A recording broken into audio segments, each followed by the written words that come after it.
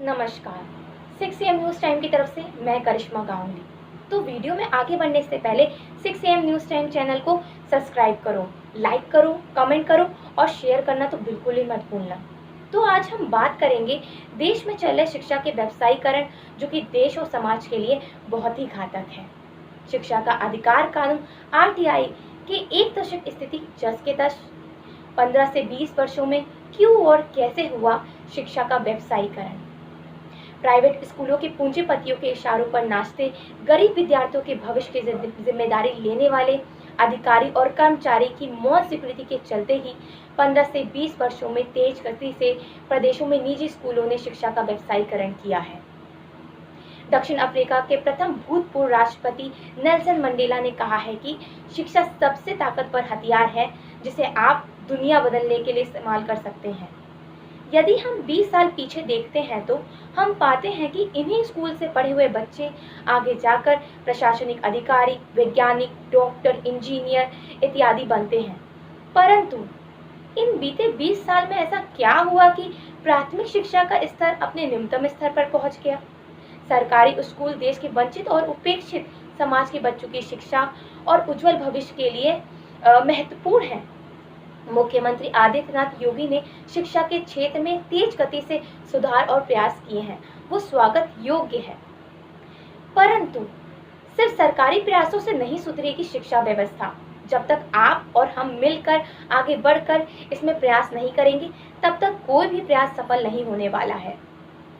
शिक्षा का अधिकार कानून आरटीआई लागू हुए 10 साल पूरे हो चुके हैं, लेकिन आज की स्थिति में 90% से अधिक निजी स्कूलों ने आरटीआई के नाम पर गरीब छात्रों को प्रवेश देने में आनाकानी करते हैं और अपनी इच्छाओं को भी पूरी करते हैं। परंतु शिक्षा के नाम पर लाभ लेने के लिए ये सबसे आगे दिखाई पड़ते हैं।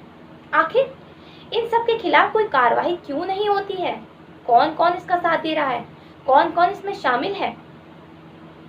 इन निजी स्कूलों को इधर 2-3 वर्षों में सरकारी स्कूलों के दबाव के चलते, सरकार के दबाव के चलते देखा जा सकता है कि गरीब विद्यार्थियों को एडमिशन दे देते हैं, परंतु उनको सही से शिक्षा देने और उनके साथ समान छात्रों की तरह व्यवहार करने में यह आनाकानी करते हैं। और इस बात की जानकारी शिक्षा विभाग के अधिकारियों को खूब अच्छे से होती है। शिक्षा के क्षेत्र में हमारे गाँव की स्थिति भी संतोषजनक नहीं है। शिक्षा के व्यवसायीकरण में लगे पूंजीपतियों के रास्ते की सबसे बड़ी रुकावट सरकारी स्कूल ही है। बच्चों की अनुपस्थिति सरकारी शिक्षकों के दुर्व्यवहारों का नतीजा तो नहीं। शिक्षा के उद्देश्यों के लिए कहा जाता है कि शिक्षा सामाजिक, राजनीतिक और आर्थिक विकास के लिए एक बुनियादी तत्व है। किसी भी राष्ट्र के विकास के लिए शिक्षा एक महत्वपूर्ण तत्व है। शिक्षा का मतलब केवल पाठ्य पुस्तकों से सीखना भर नहीं है, अपितु शिक्षा व्यक्ति के ज्ञान, मूल्यों, कौशल और क्षमताओं का भी विकास करता है। शिक्षा व्यक्ति के खुद के विकास के साथ साथ समाज और राष्ट्र के विकास को प्रेरित करता है। शिक्षा व्यक्ति के खुद के विकास के साथ समाज और राष्ट्र के लिए जरूरी है। शिक्षा के माध्यम से बढ़ती जनसंख्या, गरीबी, सांप्रदायिक हिंसा, लिंग भेद जैसी समस्याओं से निपटा जा सकता है। शिक्षा का सबसे महत्वपूर्ण भाग होता है प्राथमिक शिक्षा, क्योंकि प्राथमिक शिक्षा ही आगे की शिक्षा का बुनियादी तत्व है। अगर कोई बच्चा गुणवत्तापूर्ण प्राथमिक शिक्षा प्राप्त करना चाहता है तो उसकी आगे की शिक्षा के लिए यह एक महत्वपूर्ण हथियार है। लेकिन आज हमारी प्राथमिक स्तर की शिक्षा नीति, प्राथमिक विद्यालय और प्राथमिक विद्यालय के शिक्षक समग्र रूप से हास्यप्रद हो चुके हैं।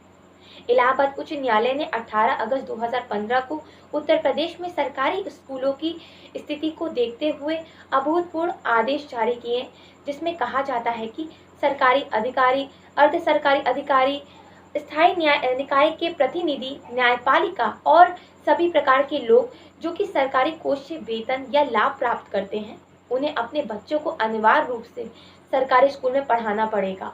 इसके बाद सर्वोच्च न्यायालय ने आदेश दिया कि मुख्य सचिव, जो कि उत्तर प्रदेश के, अवमानना नोटिस जारी किया और जाहिर है कि न्यायपालिका ने इसमें जड़ से सुधार करने का प्रयास किया है। ग्रामीण क्षेत्रों में भी हो रहा है शिक्षा का व्यवसायीकरण। आज ग्रामीण क्षेत्रों में लोगों ने अपने बच्चों को धीरे धीरे निजी स्कूलों में भेजना शुरू कर दिया है।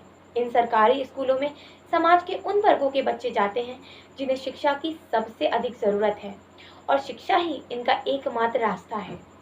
यदि इन बच्चों से शिक्षा की सुविधाएं छीन ली जाती है तो निश्चित ही इनसे उनकी शिक्षा में प्रभाव पड़ेगा।